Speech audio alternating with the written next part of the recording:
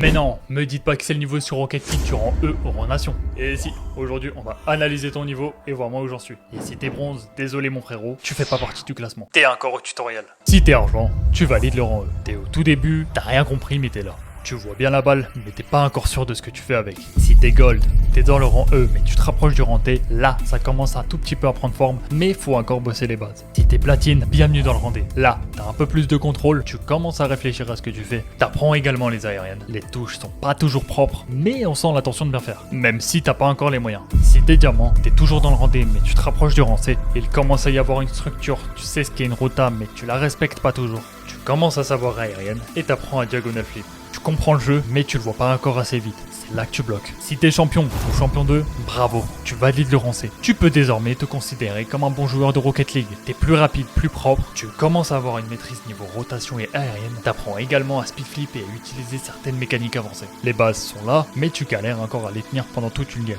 Si t'es champion 3, t'es dans le rang C, mais tu te rapproches du rang B. Tu sais parfois faire certaines mécaniques avancées. T'as les mécaniques de base, mais tu commences à voir la différence avec les meilleurs joueurs. En plus, ici les games sont souvent aléatoires et tu croises beaucoup de smurfs. Si t'es grand champion, tu valides le rang B.